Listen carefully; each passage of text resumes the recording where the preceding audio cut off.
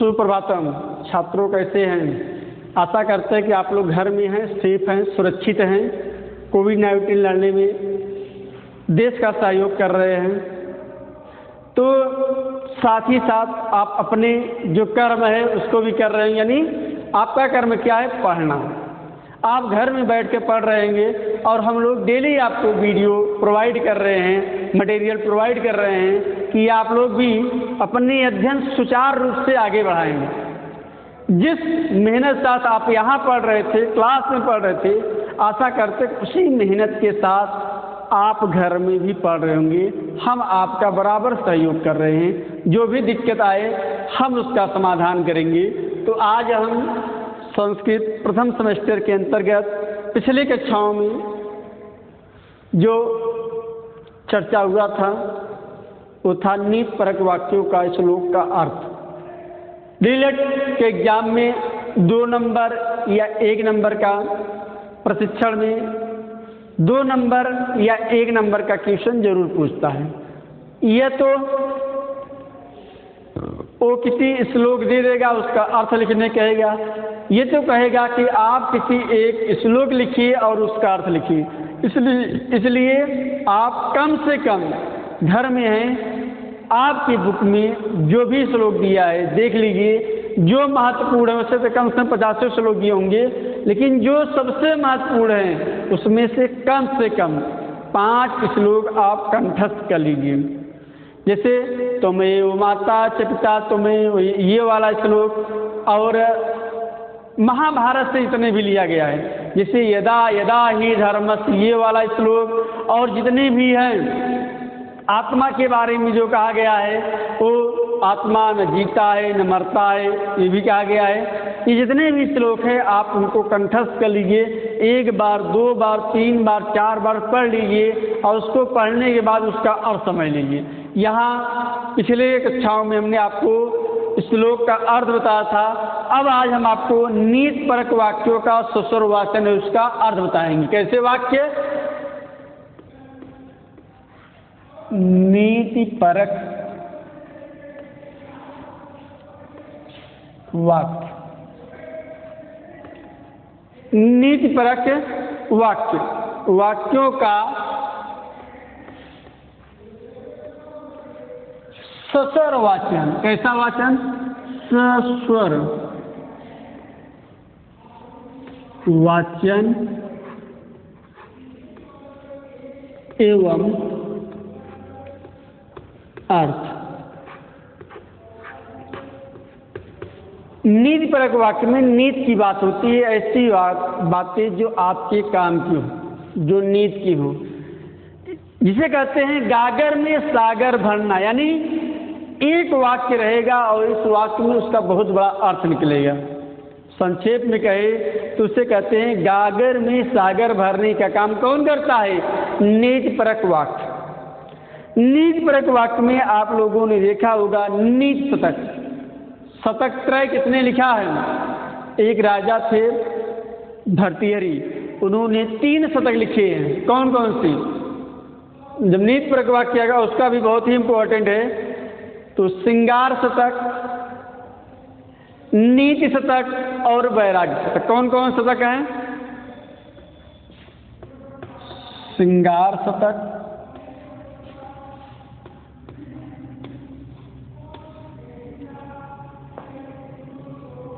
नीति शतक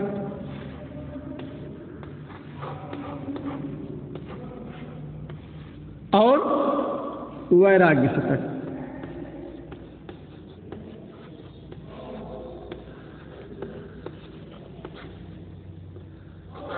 ये सब नीति परक वाक्य हैं। इसमें श्रृंगार से संबंधित बातें किया गया, इसमें नीति से संबंधित, इसमें वैराग्य से संबंधित बातें किया है।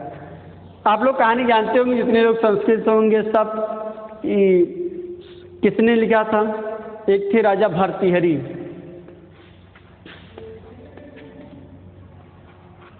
कौन थे? राजा भर्तृहरि। राजा थे, साथ ही साथ विद्वान भी थे। पहले राजा जिन्होंने श्रृंगार से लिखना शुरू किया था, वो अपनी पत्नी जिसका नाम पिंगला से बहुत प्रेम करते थे, आप लोगों ने सुना भी होगा। ये त्रिनार्य पूजते रमते तंत्र देवता, यहाँ हाल यहाँ पर भी है। जो भी आप ग्रंथ पढ़ेंगे हमें लगता है कि मैक्सिमम नारियों से संबंधित है। यत्र नार्यस पूजते रमते तंत्र देवता, यानी जहाँ नारियों की पूजा होती है वहाँ देवता निवास करते हैं। तो श्रृंगार शतक में राजा अपनी पत्नी पिंगला से बहुत प्रेम करते थे, हमें लगता है। और पिंगला थी भी बहुत खूबसूरत, तो सारे श्रृंगार की बातें लिखे होंगे। अब कोई व्यक्ति श्रृंगार लिखते लिखते वैराग्य कैसे लिखने लगा? सोचिए कि कोई व्यक्ति बहुत श्रृंगारिक हो लेकिन लास्ट में आते आते वो वैराग्य क्यों ले लिया? इसका मतलब कि उसके जीवन में कुछ ऐसा आया होगा कि जो व्यक्ति एकदम हरियाली टाइप का था, यानी वो श्रृंगार परक की बात करता था, आज वही व्यक्ति वैराग्य की बात क्यों करने लगा? क्यों उसको लगने लगा कि वास्तव में ये दुनिया, ये सब माया मोह है। 1 मिनट की वीडियो में हम आपको बताएं, श्रृंगार शतक जब लिख रहा था तो वैराग्य शतक क्यों पड़ गया? कहते हैं कि लोग जब प्रेम में किसी से प्रेम करते हैं तो बहुत खुश होते हैं। कोई भी प्रेम लंबे समय तक नहीं टिकता। कैसा प्रेम? जो वास्तविक प्रेम न हो। प्रेम 2 प्रकार के होते हैं, ठीक। एक जो आप प्रेम करते हैं, जरूर नहीं कि दूसरा व्यक्ति भी आपको प्रेम करता हो, लेकिन जो जबरदस्ती प्रेम हो, अब हम जानते नहीं, लेकिन जहाँ तक अनुमान लगा सकते हैं कि पिंगला थी बहुत खूबसूरत, राजा उसको देखेंगे उस पर आश्रित हो गए होंगे, तो उससे प्रेम करने लगे। राजा तो हमें लगता है पिंगला से प्रेम, ये हमारा व्यू है, किसी का व्यू नहीं है। जहाँ तक मेरे सोचने की बात है, राजा तो पिंगला से प्रेम करने लगे, लेकिन हमें नहीं लगता है कि पिंगला राजा से प्रेम करने लगी। यदि पिंगला प्रेम करती तो ये कंडीशन में आता। राजा थे, राजा पिंगला को देखे होंगे, अच्छे लगे होंगे। भाई पहले के राजा थे ही, यदि प्रेम से अगर आएंगे नहीं, जबरदस्ती अपहरण कर लिए जाते थे। चलिए जो भी हो, तो एक ऋषि ने राजा को एक फल दिया, सेब दिया, और उसका शर्त भी था कि जो ये खाएगा, कौन? सेब, वो आजीवन युवा अवस्था में रहेगा। किस अवस्था में रहेगा? युवा अवस्था में रहेगा। राजा को लगा कि मेरी जो प्रेमिका है, पिंगला है, मेरी पत्नी है, बहुत ही सुंदर है, उनकी पत्नी थी, ये बहुत ही सुंदर है। अगर ये युवा अवस्था में रहेगी तो उसे सुंदरता बनी रहेगी। और प्रेम करने वाला व्यक्ति की सबसे बड़ी खासियत होती है कि व्यक्ति अपना हित नहीं देखता, उस सामने वाले जिससे प्रेम करता है उससे का हित देखता है। यानी हम चाहे मर जाएं लेकिन मेरी प्रेमिका नहीं, वो आजीवन क्या बनी रहे? युवा अवस्था में रहेगा। 17 साल की है तो 17 साल की ही रहे। चलिए देखते हैं जल्दी से। राजा ने फल देकर दिया किसको? अपनी पत्नी पिंगला को ले जाकर वो फल दे दिए। किसको दिए? अपनी पत्नी को। और जितनी भी कंडीशन थे जो ऋषि ने बताए थे, सारी की सारी कंडीशन राजा भर्तृहरि ने अपनी पत्नी पिंगला को बता दिया। चलिए यहाँ देखिए, अब ये कहाँ बढ़ रहा है? ये श्रृंगार था, लेकिन अब देखिए श्रृंगार कहाँ से कहाँ तक जा रहा है। उसकी पत्नी राजा से नहीं प्रेम करती थी। अब क्यों नहीं प्रेम करती थी? कई रीजन हो सकते थे। हमें जहाँ तक लगता हो सकता है राजा और पत्नी के बीच में उम्र का फासला हो। जो भी हो, उसकी पत्नी राज्य के एक कर्मचारी से प्रेम करती थी, ठीक। उसने ले जाकर वो फल किसके दे दिया? राज्य के कर्मचारी को। देखिए प्रेम की बात, छलावे की बात कहाँ से कहाँ पहुँच रहा है ये शतक। चलिए अब जब उसकी पत्नी ने किसको दे दिए? राज्य के कर्मचारी को। अब जरूरी नहीं एक कर्मचारी भी इससे प्रेम करता हो, लेकिन क्या करे भाई, महारानी है, यदि कहीं अगर इसकी बात ना मानता तो जानते हैं भैया क्या सजा दिलवा सकती हैं महिलाएं।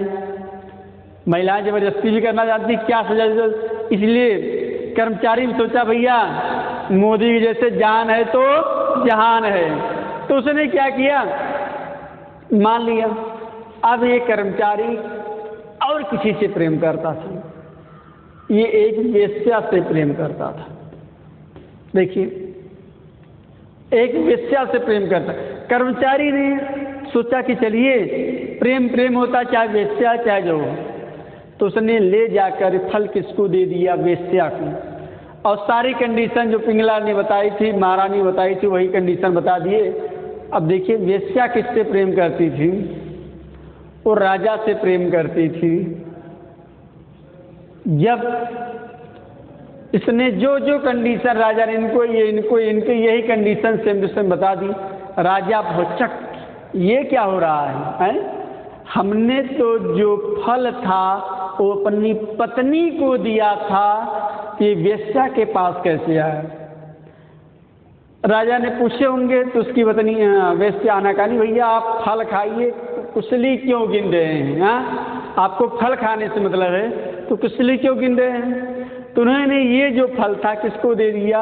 राजा भौचक। अब उसने क्या किया, सीबीआई जा बैठा दी होगी, जाकर सारा का सारा मामला समझ में आया, राजा भौचक रह गए। उसने क्या ये किया, तभी उसने क्या ले लिया, वैराग्य शतक, वो वैराग्य की तरफ बढ़ गए।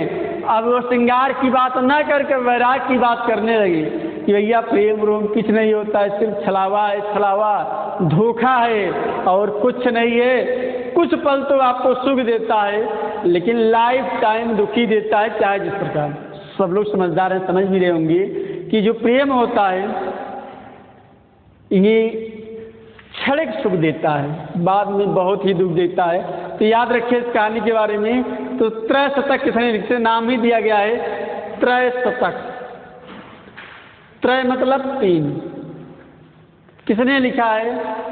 तो ये राजा भर्तृहरि ने लिखा है त्रय शतक। कौन कौन से?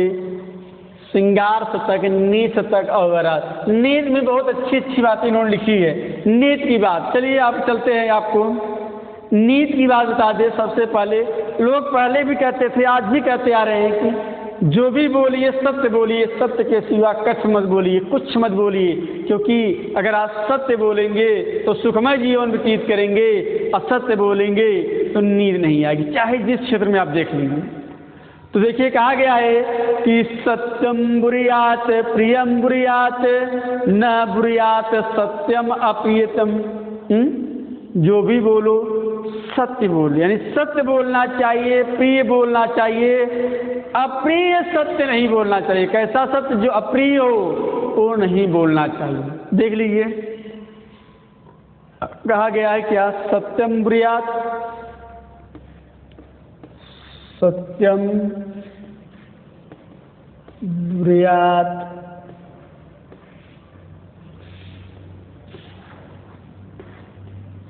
प्रिय बुरियात, सत्यम बुरियात प्रिय बुरियात न बुरियात।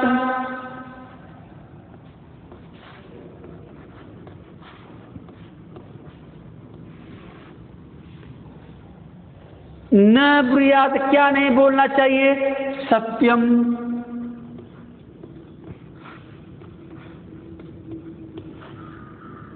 सत्यम प्रिय,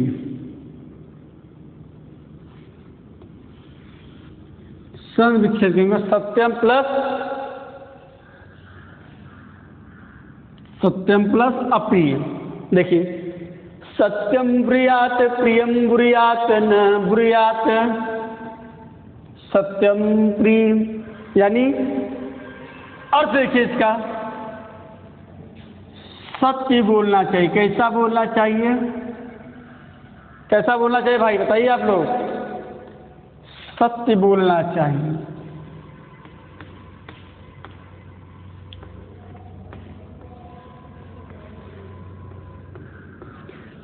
और कैसा बोलना चाहिए? प्रिय बोलना चाहिए। हिंदी में भी कहा गया है, कबीरदास ने कहा है, क्या कहा है? ऐसी बारी बोलिए मन का आपा कोई, और को शीतल करे आप शीतल हो, कबीरा आप शीतल हो। यानी ऐसी बारी बोलिए, कैसी बारी? सत्य बोली, और क्या हो? प्रिय बोलना चाहिए। सत्यम ब्रूयात प्रिय ब्रूयात, न ब्रूयात सत्यम प्रियम, यानी अप्रिय सत्य नहीं बोलना चाहिए। अप्रिय सत्य नहीं बोलना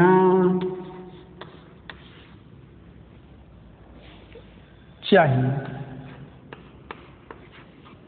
ठीक, याद कर लीजिए कि सत्यम ब्रूयात प्रियम ब्रूयात न ब्रूयात सत्यम प्रिय। सत्य बोलना चाहिए, प्रिय बोलना चाहिए, अप्रिय सत्य नहीं बोलना चाहिए। ठीक, अब देखिए ये तो इसके बारे में। एक बार भी और कहा गया है नारियों के बारे में, बहुत ही महत्वपूर्ण नीति की वाक्य है, और सब लोग देख भी लीजिए अपने जीवन में, घर में, परिवार में, गांव में, जहाँ भी होगे वहाँ आप तुलना करिए कि अगली जो नीति वाक्य बताने जा रहे हैं कि वास्तव में वो सही है कि नहीं है। नारियों के बारे में कहा गया है कि यत्र नार्यस्य पूज्यन्ते रमते तत्र देवता, अर्थात जहाँ नारियों की पूजा होती है वहाँ देवता निवास करते हैं। लोग क्यों अपने यहाँ देवता निवास कराते, क्यों देवता की पूजा करते हैं? बताइए आप लोग। हर व्यक्ति, चाहे हम हो चाहे आप हो, किसी न देवी देवता का अनुष्ठान करते हैं, उनका नमन करते हैं, उनको याद करते। किस लिए? भैया मेरे और मेरे परिवार में सुख और शांति बनी रहे। तरह तरह के देवी देवता हो, और तरह तरह के देवी देवता से लोग कामना भी करते हैं। सबका अपना अपना क्षेत्र होता है, जिसको जिस क्षेत्र में जाना चाहिए, जिसको प्रिय लगे उसी देवी देवता का उपवास करने लगते हैं, व्रत करने लगते हैं, वंदना करने लगते हैं, मनन करने लगते हैं।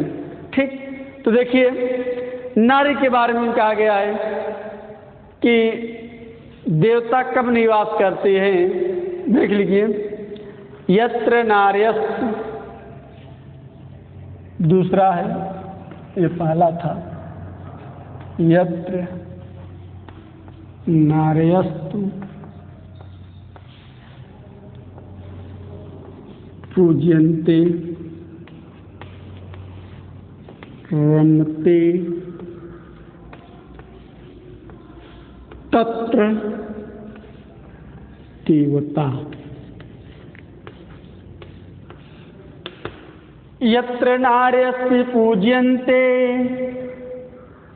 रमते तत्र देवता, अर्थात जहाँ नारियों की, यत्र मतलब जहाँ, नार्यस्ति मतलब नारियों को, पूजनते मतलब पूजा होती है, रमते रमण करते हैं, निवास करते हैं, तत्र मतलब वहाँ, वहाँ कौन निवास करता है? देवता निवास करते हैं। अब देखिए, जो पहले वास्तव में 200, 400 साल, 500 साल, 1000 साल पहले कहा गया था, क्या वास्तव में आज भी वो नीति की बात हमारे जीवन में या हमारे समाज में देखने को मिलता है कि नहीं मिलता है? प्रैक्टिकली देखिए, प्रैक्टिकली कि वास्तव में जो कहा गया था कि यत्र नार्यस्य पूजन्ते रमते तत्र देवता, जहाँ नारियों की पूजा होती है, क्या वास्तव वहाँ देवता निवास करते हैं? वहाँ सुख शांति होती है? देख लीजिए, अक्सर जहाँ भी नारियों का मान सम्मान होता है, जिस घर में कलह नहीं होता है, जहाँ नारियों का सम्मान किया जाता है, वहाँ देवते निवास करते, वहाँ सुख और शांति बनी रहती है। देख, आप अक्सर देखे होंगे कि मान लीजिए एक मजदूर परिवार है, एक मजदूर परिवार रहता है, और वो मजदूरी करता है और शाम की कंडीशन क्या होता है, दिन भर वो हाड़ तोड़ मेहनत करता है और रात में एक लेकर चला आता है पैंसठ वाला, बहुत प्रचलित है गली गली में जिसके मुस्लिम ये पैंसठ वाला। और आजकल देख रहे हैं इस लॉकडाउन में सरकार की अर्थव्यवस्था भी यही चला रहे हैं। जैसे कि आज पेपर देखे होंगे कि एक दिन में 100 करोड़ का ये बिक गया था, तो ये भी हो, ये जब पीकर आते हैं तब अपना वो 65 वाले का बल किस पर प्रयोग करते हैं, नारियों पर। ठीक, जब वो नारियों पर प्रयोग करते हैं तो क्या देखते हैं वहाँ देवता निवास करता है, वहाँ सुख और शांति होती है? नहीं। क्यों? क्योंकि वहाँ नारियों पीने के बाद लोग अक्सर अपनी पत्नी पर, जो भी बड़ास होता है, जो भी गुस्सा होता है, अपनी पत्नी पर उतार देते हैं। एक वो देखिए, और एक शिक्षित परिवार देख लीजिए, जहाँ पर लोग जाते हैं 4 घंटे काम करते हैं, फर्स्ट क्लास आते हैं, उनकी बीवी आती है, नाश्ता पानी देती है, प्रेम से बोलते हैं, तो ऐसे लगता है कि सारा सुख दर्द ही दूर हो गया है। तो लगता है कि वास्तव में इस घर में बहुत सुख और शांति है। और बगल में एक जहाँ नारियों से पीटा जा रहा है, वहाँ क्या होता है? वहाँ सुख शांति होती है? कतई नहीं होती है। तो यही कहा गया है कि जहाँ यत्र नार्यस्तु, अनुवाद देख लीजिए, बहुत ही महत्वपूर्ण है। जहाँ नारियों की पूजा, ठीक, जहाँ नारियों की पूजा, या जहाँ नारी, ऐसे देख लीजिए, जहाँ नारियां पूजी जाती हैं, पूजी मतलब नहीं कि पूजा, पूजी जाती हैं,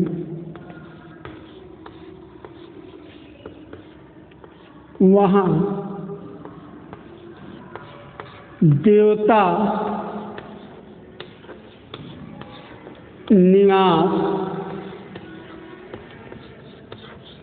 करते हैं।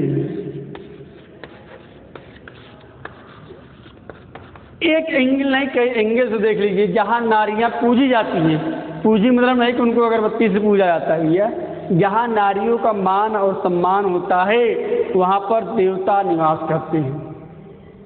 ठीक, तो इनके बारे में याद कर लीजिए, बहुत ही महत्वपूर्ण है। यत्र नार्यस्य पूजन्ते रमते तत्र देवता, जहाँ नारियों की पूजा होती है वहाँ देवता, स्वयं देवता निवास करते हैं, यानी उस घर में सुख और शांति बनी रहती है। और जहाँ नारियों का अपमान होता है तो वही समझिए राक्षस।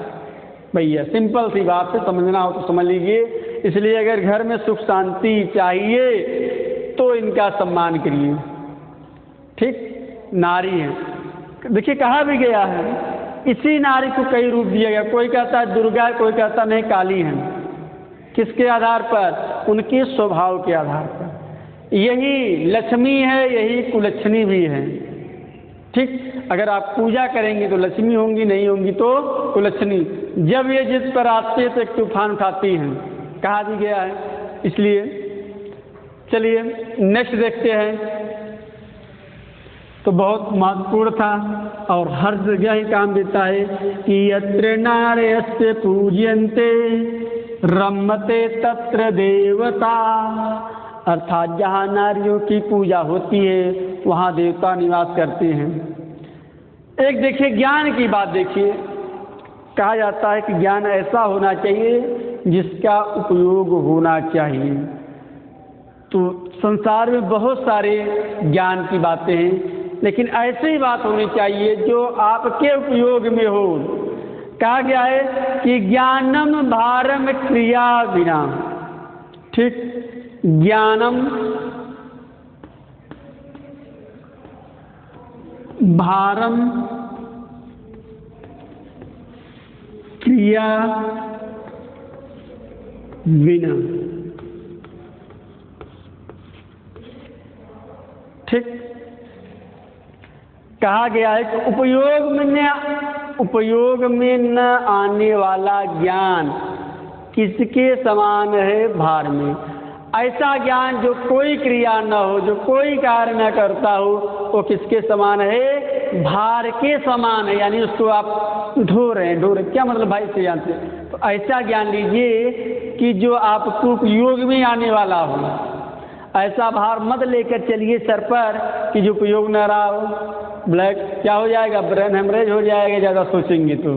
ठीक, इसलिए ऐसा ज्ञान हो जो आपके काम का वो भार महसूस न हो।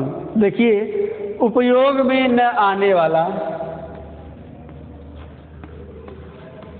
उपयोग में न आने वाला ज्ञान किसके समान है? भार के समान है। भार मतलब बोझा, भार के समान है। ठीक, ज्ञानम भारम क्रिया बिना, ऐसा ज्ञान जो आपके उपयोग में न आए वो किसके समान है? भार के समान है। ठीक ठीक, तो उसको याद कर लिए। ज्ञानम भारम क्रिया बिना, अर्थात उपयोग में न आने वाला भार किसके समान है? ज्ञान किसके समान है? भार अर्थात बोझा के समान है। इतनी बात आपको समझ में आ गई होगी। अब एक हम बहुत ही महत्वपूर्ण सूक्ति बताने जा रहे हैं और आपके जीवन में वो बहुत अच्छे तरीके से बैठता भी है। ठीक, ऐसी सूक्ति जो आपके जीवन में प्रत्येक व्यक्ति से आशा हो। आप लोगों ने संस्कृत के विद्वान या संस्कृत के स्टूडेंट जानते होंगे, भर्तृहरि का नाम तो आप लोगों ने सुना होगा।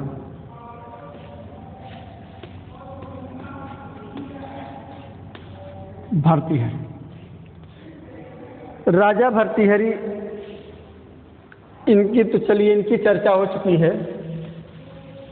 अब हम चलते हैं भारवी के बारे में। भारवी, भारवी का नाम आप लोग जानते भी होंगे। एक ऐसे ऋषि थे जिन्होंने सिर्फ एक ग्रंथ की रचना की और उस ग्रंथ से मुनि नहीं महामुनि बन गए। ठीक, मुनि नहीं क्या बन गए? महामुनि। सिर्फ इन्होंने एक ही ग्रंथ की रचना की थी। क्या नाम था उसका? सब लोग जानते हैं। उस ग्रंथ का नाम था किरातार्जुनीयम। किरातार्जुनीयम किसकी रचना है? किरातार्जुनीयम तो भारवी। चलिए, अब है क्या है? काव्य है कि महाकाव्य है, खंड काव्य है कि पट? तो भैया मेरे ये महाकाव्य, काव्य नहीं महाकाव्य। महाकाव्य की पहली शर्त क्या होती है? उसकी परिभाषा में कहा गया कि सर्ग बंधु महाकाव्य। जो महाकाव्य होता है सर्गों में रचित होता है। तो निश्चित रूप से किरातार्जुनीयम सर्ग में। ये कितने सर्ग इसमें? 18 सर्ग। किसके अंतर्गत रखा गया ये? क्या भैया? पाषाण त्रय। ठीक, और इसको बृहत त्रयी के अंतर्गत रखा गया है। बृहत त्रयी, बृहत त्रयी मतलब दो चीज ग्रंथ, एक लघु त्रयी है, दूसरा बृहत त्रयी। तो लघु त्रयी में सब लोग जानते हैं, उसमें कालिदास की रचना है। बृहत मतलब बड़ा, त्रय मतलब 3, लघु मतलब छोटा, त्रय मतलब 3। तो बृहत त्रय के अंतर्गत कौन कौन से ग्रंथ आते हैं? देखिए, पहले नंबर पर ग्रंथ है, हमने आपको एक ट्रिक देता था, किसनई। किसने बृहत्त्रयी पढ़ा है? किसने? देखिए वाक्य हमने आपको बताया था,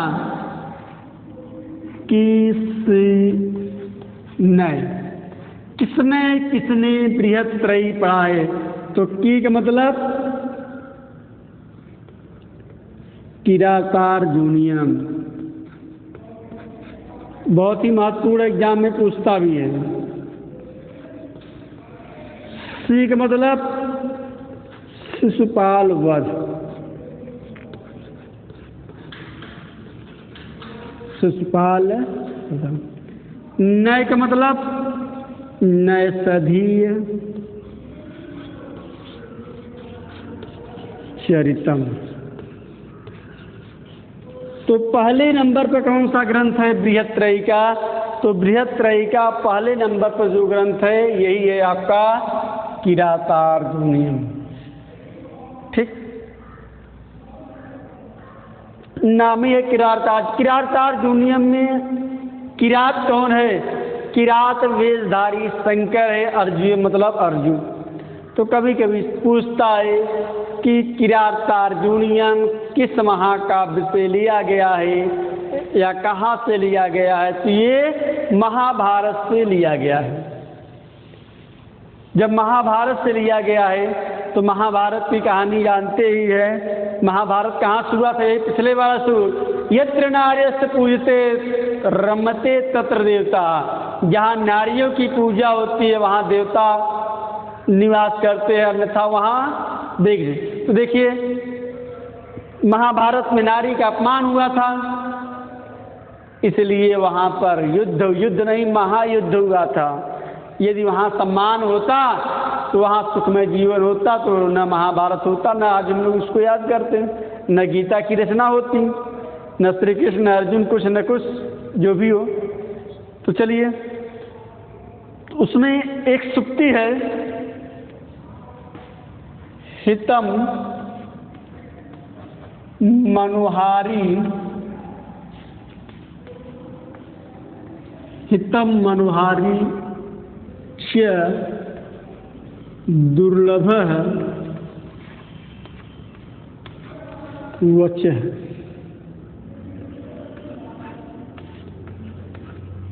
कहाँ कभी कभी पूछता है कि सुक्ति कहाँ से लिया गया है? तो ये सुक्ति दुर्लभ हितम मनोहारी च दुर्लभ वचः अच्छे से नहीं लिखा गया है।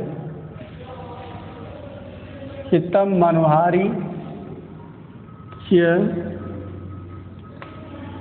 दुर्लभ वचः। कभी कभी दे देता है, पूछता है भैया सुक्ति कहाँ से लिया गया है? कि सुक्ति कहाँ से लिया गया है कि किरातार्जुनीयम की। कभी कभी पूछता है किरातार्जुनीयम में के किस सर्ग से लिया गया है? तो किरातार्जुनीयम के किस सर्ग से लिया गया है? प्रथम सर्ग से लिया गया है। हितम मनोहारी से दुर्लभ किसने कहा? उसमें प्रथम सर्ग में सिर्फ तीन लोग संवाद है। आधे में वनेचर कौन है? एक मिनट में इसकी कहानी सुन लीजिए। तो भाई जानते ही है, जब जुए में पांडवों ने अपना सब कुछ हार गए तो लास्ट में कौन बची? द्रौपदी। जब उसको भी हार गए तब उन्होंने शर्त रखा, किसके? शकुनी के माध्यम से। सारा खेल कौन खेल रहा था? शकुनी मामा। और किसके द्वारा? दुर्योधन के द्वारा। दुर्योधन बैठा था लेकिन सारा चाल कौन बता रहा था? शकुनी। सब लोग जानते भी है शकुनी के बारे में। तो उसने जब देखा सब कुछ हार गए तब एक अलग षड्यंत्र रचा। क्या रचा? कि ऐसा ही लोग जंगल भेज दिया जाए, जंगल भेज दिया जाएगा तो वहाँ ढेर सारे जानवर रहते हैं, लुढ़ुस कर देंगे, खा जाएंगे। ठीक, देखिए उसके भी बाद अगर ये बच गए तो एक और चाल चला, 12 वर्ष के लिए वनवास और 1 वर्ष के लिए अज्ञातवास। यानी अगर ये जानवर वगैरह से बच गए तो 1 साल अज्ञातवास। अज्ञातवास में क्या शर्त थी? अज्ञातवास में ये शर्त थी कि किसी को ज्ञात न हो कहाँ निवास कर रहे हैं। यदि ज्ञात हो गया कौरवों को तो वहीं से फिर नियम चालू, पहला वाला कौन, 12 वर्ष का वनवास और 1 वर्ष का अज्ञातवास। चलिए सब कुछ था, जाकर जंगल में रहने लगे। तो पांडव खासकर युधिष्ठिर की चिंता हो कि देखिए दुर्योधन कैसा राज्य कार्य कर रहा है, शासन अच्छे चला रहा है कि नहीं, अच्छे से शासन चलाएगा तो 12 साल बाद युधिष्ठिर को भी दिक्कत होने वाली। क्यों? क्योंकि जनता यदि सुखमय जीवन व्यतीत करेगा, उसकी आवश्यकताओं की पूर्ति होगा, कहेंगे भैया यही राजा सही। क्यों? जनता को चाहिए क्या, उसके आवश्यकताओं की पूर्ति हो जाए, राजा चाहे जो रहे। ठीक, तो उन्होंने एक वनेचर था, वनेचर मतलब होता वन में रहने वाला, उनके साथ रहने वाला, धीरे धीरे वो संगत का असर पड़ा, वो गुप्तचर बन गया। राजा कैसे मतलब कैसे कैसे उनका व्यवहार होता सब जानकर राजा ने उसको हस्तिनापुर भेज दिया। कहाँ भेज दिया?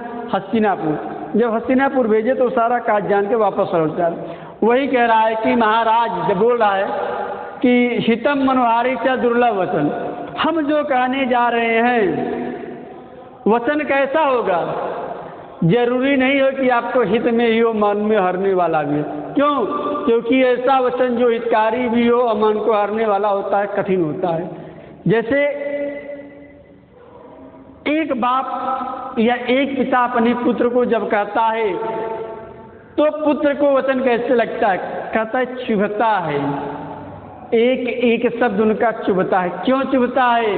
क्योंकि पिता जो बात कह रहे हैं वो आपके हित में है लेकिन कठिन है, वो आपको बात चुभने वाली है। हाँ, एक पड़ोसी जो बात कहता है, जो लगता है कि इनका परिवार नहीं सही है, इनको परिवार को तोड़ना है, वो आपके हित में भी बोलेगा, मन को हरने वाला, अर्थात अप्रिय वचन बोलेगा।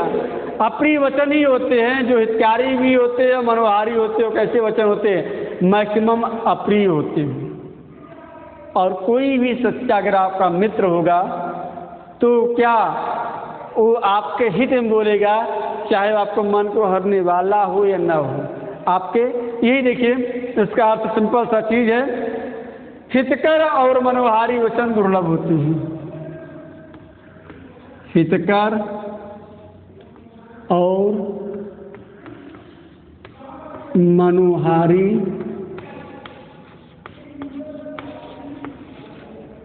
वचन दुर्लभ होते। ठीक, ऐसा वचन जो हितकर भी हो और मनोहारी ही हो बहुत कठिन होते, दुर्लभ होते हैं। तो याद कर लीजिएगा, हितम मनोहारी च दुर्लभ वचन।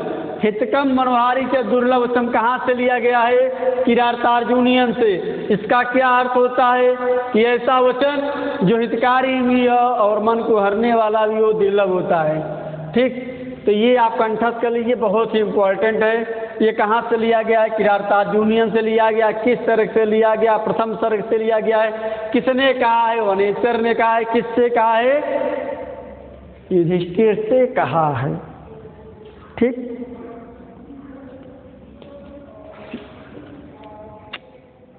सही। चलिए अब देखिए एक दो और देख लीजिए, बाकी आपके किताब में दिया उसको देख लीजिए। अर्थम अर्थम अनर्थम भाव नित्यम, अर्थात अर्थम अर्थ का, अनर्थ अहितकर, भावम नित्यम, यानी दौलत का नशा क्या होता है? अहितकारी होता है। दौलत का नशा क्या होता है? अहितकारी होता है। भैया नशा जो भी होता है, चाहे जिस चीज़ का नशा होता है, वो हितकारी नहीं होता है, अहितकारी ही होता है। और खासकर इस समय जो दौलत की नशा है वो और भी क्या होती है? अहितकारी होती है।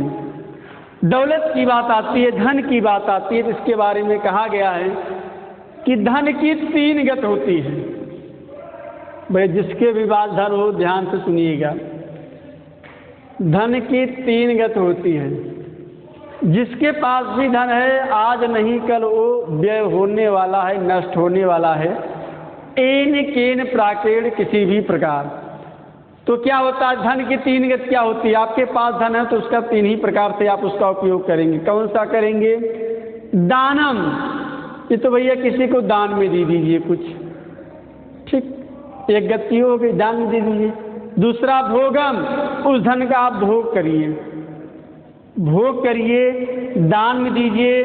यदि दोनों से बच गया, तीसरा गति क्या है? नाश हो जाएगा आपका धन। होगा कि नहीं होगा? कौन नाश करेगा? आपकी आने वाली पीढ़ी। जो व्यक्ति धन कमाता है उसको सजोता है, सजोता मतलब उसका उपयोग कराता है, और जो व्यक्ति नहीं कर धन कमाता वो उसका नाश ही कर देता है। आप मेहनत से 100 रुपये कमाइए, एक छोटा सा उदाहरण देख लीजिए, मेहनत से 100 रुपये कमाइए और आपको 100 रुपये कहीं से मिल जाए, देखिए कौन जल्दी खर्च होता है? ये मेहनत वाला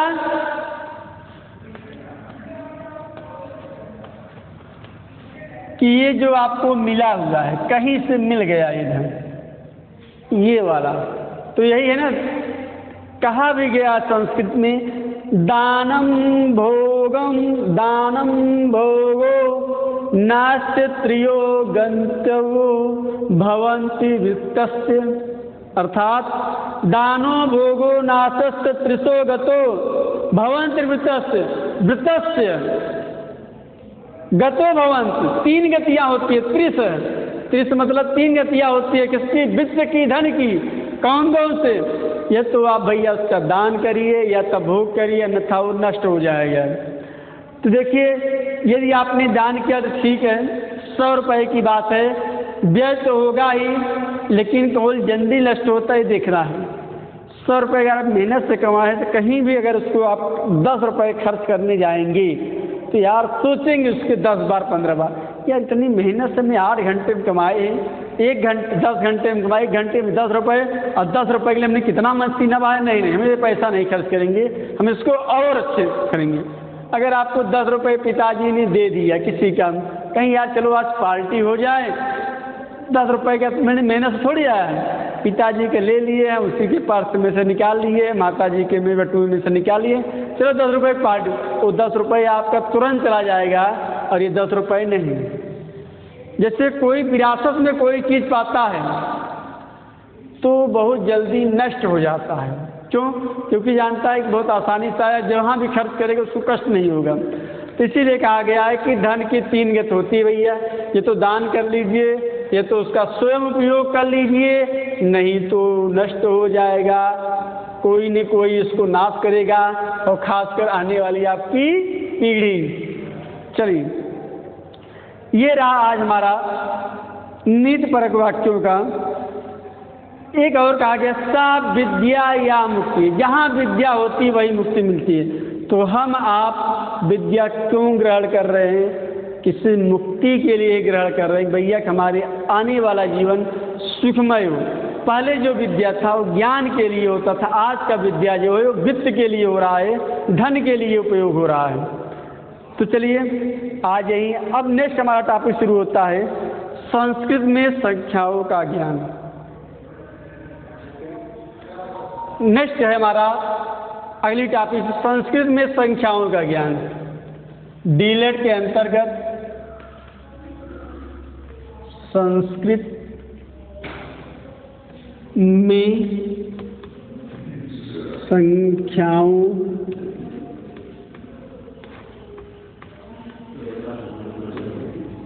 का ज्ञान। ये एग्जाम में आपके 2 नंबर 1 नंबर का सवाल निश्चित रूप से आता है, चाहे डीलेट ही नहीं, चाहे जो एग्जाम, चाहे टेट हो, चाहे सुपर टेट हो, चाहे जो भी एग्जाम हो, संस्कृत से 1 नंबर का संख्याओं का ज्ञान में 1 नंबर क्वेश्चन निश्चित रूप से पूछता है। और हम आपको रटा देंगे संस्कृत में संख्याओं का ज्ञान। देखिए, संस्कृत एक को क्या कहते हैं?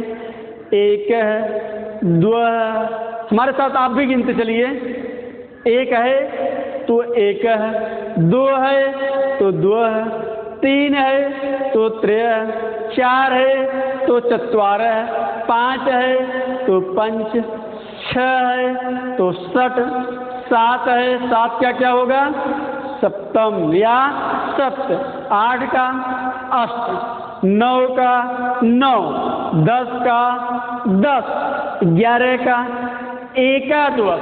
ठीक, 10 अभी गिन लीजिए, भी आपको बताएंगे। 10 का एकादश, 11 का एकादश, 12 का द्वादश, 13 का त्रयोदश, 14 का चतुर्थदश, 15 का पंचदश, 16 का षोडश, 17 का सप्तदश, 18 का अष्टादश, 19 का एकोनविंशत, ठीक, या ऊनविंशत, एकोनविंशत या ऊनविंशत, 20 का विंशत, 20 तक। तो प्रथम सेमेस्टर में आपके सिलेबस में 1 से लेकर 20 तक की संस्कृत संख्याओं का ज्ञान आपको होना बहुत ही जरूरी है, और ये आपको चूकना नहीं चाहिए। ये आपको फ्री में नंबर देता है। आप हमारे साथ पढ़ेंगे तो निश्चित रूप से हम आशा करते हैं कि आपको 99.9% आपको याद हो जाएगा। ठीक, जहाँ तक मेरा विश्वास है। तो एग्जाम में किस तरह पूछता है, चलिए लिख लिया जाए। मान लीजिए 1 2 3 4 5 6 7 8 9 10। ठीक, अब यहाँ हमें संस्कृत में लिखना है। किसमें लिखना है? बहुत ही सरल है। एक बार अगर आप प्रैक्टिस कर लेंगे तो आप इसे जिंदगी में नहीं भूलेंगे। देखिए, एक का क्या हुआ? एक का होता है एक है, दो का द्व, 3 का त्रय, 4 का चत्वार, 5 का पंच, 6 का सप्त, 7 का सप्तम, 7 का सप्तम, 8 का अष्ट, 9 का 9, 10 का 10। कहीं की नवम भी दिया तो दसम भी दिया रहता है। ठीक, 9 का 9 और 10 का 10। अब देखिए, इतना से याद गया। 1 का एक, 2 का द्व, 3 का त्रय, 4 का चत्वारः,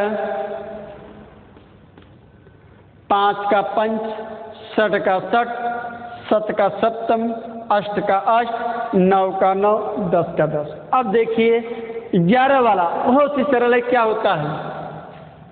11 12 13 14 15 16 17 18 19 और 20। देखिए कैसे बनता है। 10 तो है ये, अगर 11 हो कैसे होगा? 1 + 10 = 11। 1 का क्या होगा? एक था ना, एक का एक है, 10 था, एकादश। एकादश 1 का 10, यानी 1 + 10 11। 12 का क्या होगा? यहाँ देखिए, यानी एकादश। 12 का द्वादश, द्वादश। द्वा मतलब 2, 10 मतलब 2, 2 और 10 12। ठीक, इस हिसाब से आपको सारी संख्याओं का ज्ञान मिलता रहेगा। चलिए और देख लीजिए। 13 का क्या होगा? 13 3 और 10 बराबर 13, तो यहाँ होगा त्रयोदश। 14 का 14 बताइए आप लोग, 14 का क्या होगा? चतुर्दश।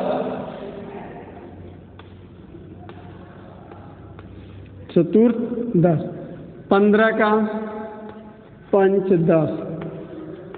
16 का षोडश। षोडश होता है, षोडश भी होता है, तो 16 क्या होगा? षोडश।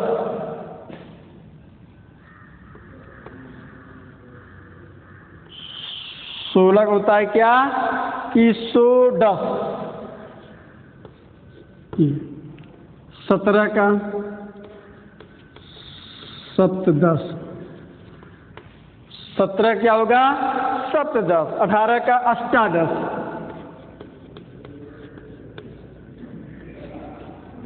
19 का एकोनविंशति।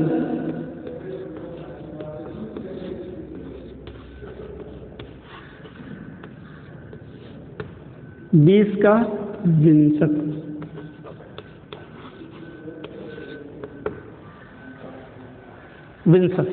ये हुआ 1 से लेकर 20 तक। 1 2 3 4 5 6 7 8 9 10 एकादश द्वादश त्रयोदश चतुर्दश पंचदश षोडश सप्तदश अष्टदश एकोनविंशति विंशति। ऊनविंशति भी कभी कभी लिखा रहता है। ऊनविंशति देख लीजिए, बहुत ही महत्वपूर्ण है। एकोनविंशति, ऊनविंशति, ठीक। 19 29 ये सब क्या होते हैं? देखिए, एकोनविंशति अर्थात देखिए संधि विच्छेद के बाद देख लीजिए, एकोनविंशति संधि विच्छेद करेंगे 1 प्लस ऊन प्लस विंशति, ठीक।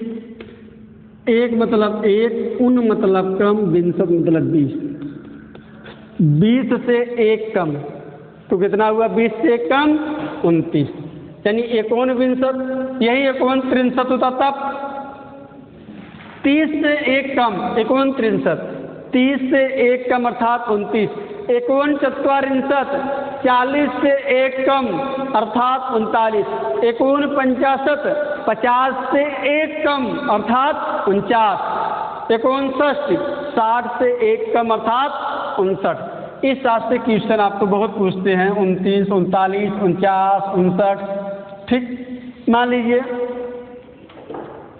एक हिसाब से अभी हमने कहा था ना, एक यू हो गया, एक हो गया ऊनविंशति। ऊनविंशति मतलब 20 से कम। ऊन मतलब होता है यहाँ 1 नहीं है, 1 कम, लेकिन 20 से कम कितने होंगे? निकट, जो सबसे निकट होंगे। 18, 19, 17, यानी सबसे निकट 20 से कौन है? 19। तो ऊनविंशति मतलब 20 से कम, तो 20 से कम क्या होगा? 19। आई बात ये समझ में? अब एग्जाम में क्वेश्चन के साथ पूछते हैं, कभी कभी 2 नंबर क्वेश्चन जब पूछता है लघुत्तरी के टाइप कि 10 से लेकर 15 तक की संख्याओं को संस्कृत में लिखिए। यानी 10, 11, 12, 13, 14, 15 की संख्याओं किसमें लिखना है? संस्कृत को। यानी 10, एकादश, द्वादश, त्रयोदश, चतुर्दश और पंचदश। अगर इस हिसाब से क्वेश्चन पूछता है तो आप एक तरफ 10, 11, 12, 13, 14, 15 इस हिसाब से, या कह देगा 11 से लेकर 15 तक की संख्याओं संस्कृत लिखिए। एक तरफ ये लिख दीजिए और एक तरफ ये आप लिख दीजिए, एकादश, द्वादश, त्रयोदश, चतुर्दश, पंचदश, ठीक। कभी कभी कहेगा कि 5 से लेकर 10 तक की संस्कृत संख्याओं को लिखिए। इस हिसाब से 2 नंबर क्वेश्चन। 1 नंबर क्वेश्चन में कहता है कि अष्टादश किसे कहते हैं? 18, 19, 20, 17। बहुत ही सरल है, आपको याद हो गया होगा। 1 का मतलब 1, 2 मतलब 2, 3 मतलब 3, 3, 4, 4, 5, 5, 6, 6, सप्तम 7, अष्ट 8, 9 9, दशम या 10 10, एकादश 11, द्वादश 12, त्रयोदश 13, चतुर्दश 14, पंचदश 15, षोडश 16, सप्तदश 17, अष्टदश 18, एकोनविंशत या ऊनविंशत, चाहे एकोनविंशत हो या ऊनविंशत हो, दोनों का गिनती कितना होगा? 19। अपनी देखिए, एकोनविंशत एक कम उन मतलब 20 से एक कम 19, ऊनविंशत 20 से कम, तो 20 से कम निकटवर्ती क्या है? 19, विंशत 20। आगे चलिए, एक विंशत 21, द्वाविंशत 22, त्रयोविंशत 23, चतुर्विंशत 34, पंचविंशत 25, षड्विंशत 26, सतविंशत 27, अष्टविंशत 28, एकोनत्रिंशत 29 कितना हो जाएगा? 29, त्रिंशत 30। अब देखिए, त्रिंशत मतलब 30, जब यहाँ त्रिंशत 30 आ गया, त्रिंशत मतलब 30। देखिए, एक त्रिंशत मतलब 31, द्वात्रिंशत 32, त्रयोत्रिंशत 33, चतुर्त्रिंशत 34, पंचत्रिंशत 35, षड्त्रिंशत 36, सतत्रिंशत 37, अष्टत्रिंशत 39, एकोनविंशत, अष्टत्रिंशत 38, एकोनविंशति 39, ऊनचत्वारिंशत, तब क्या होगा? 39। चाहे एकोनत्रिंशत कहिए तब भी 39 होगा, चाहे ऊनचत्वारिंशत कहेंगे तब भी क्या होगा? वही होगा। कौन? 39। चत्वारिंशत 40, एक चत्वारिंशत 41, द्वाचत्वारिंशत 42, त्रयोचत्वारिंशत 44, चतुर्चत्वारिंशत 44, पंचचत्वारिंशत 45, षड्चत्वारिंशत 46, सप्तचत्वारिंशत 45, अष्टचत्वारिंशत 48, एकोनचत्वारिंशत 49, ऊनपंचाशत 50 से एक कम अर्थात 49। ठीक, 50 मतलब 50। ये आपके जो फर्स्ट सेमेस्टर था 1 से लेकर 20 तक, चतुर्थ सेमेस्टर में भी है ये, थर्ड सेमेस्टर संस्कृत में गिनती संख्याओं का है, तो 1 से लेकर 50 तक। चलिए, शतम मतलब 100। शतम कहते भैया शतक हो गया सचिन तेंदुलकर या विराट कोहली का, तो शतम मतलब याद रखिए, शतम मतलब 100। कहते नहीं भी शतक हो गया। और सहस्त्रम मतलब 1000, सहस्त्रम मतलब 1000, 1000। और इससे आगे चलेंगे तो आएगा अयुतम। सहस्त्रम मतलब 1000, अयुतम मतलब 10,000। कोटि मतलब करोड़। ठीक, और 10 कोटि मतलब 10 करोड़। तो ये था आपको संस्कृत संख्याओं के ज्ञान। आपके फर्स्ट सेमेस्टर में सिर्फ 1 से लेकर 20 तक पढ़ाया जाता है, और एग्जाम में यही पूछता है। 2 नंबर क्वेश्चन या 3 नंबर क्वेश्चन क्लियर आता है, या तो अति लघुत्तरी के अंतर्गत 2 नंबर क्वेश्चन जरूर पूछेगा। जो लघुत्तरी क्वेश्चन पूछता है वो संस्कृत के 5 पूछता है। कह देगा कि 11 से लेकर 15 तक के संख्याओं को संस्कृत में लिखिए, या तो कहेगा 15 से लेकर 20 तक की संख्याओं को संस्कृत में लिखिए। 1 नंबर दे देगा कि 20 का अर्थ क्या होता है, एकोनविंशत होता है, विंशत होता है, ऊनविंशत होता है, क्या होता है। तो हमें आशा है कि आप लोग 1 से लेकर 50 तक, शतम, 100, सहस्त्रम 1000, अयुतम 10,000, कोटि करोड़, ठीक, 10 कोटि 10 करोड़, यहाँ तक की संख्याओं का संस्कृत में अच्छे समझ रहे होंगे। एक पूछता है षड्नवत, बहुत एग्जाम में पूछता है कि षड्नवत का मतलब क्या होता है, और अक्सर लोग इसको 69 समझ लेते हैं,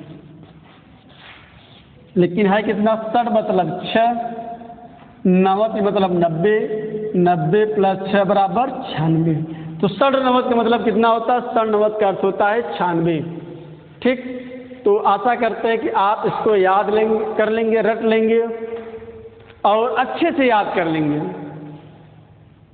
ठीक, तो एक बार फिर से पुनः कह रहे हैं कि आप लोग इसको अच्छे से याद, ये आपका बोनस पॉइंट है। डीएलएड के प्रथम सेमेस्टर में बोनस पॉइंट में काम करता है ये।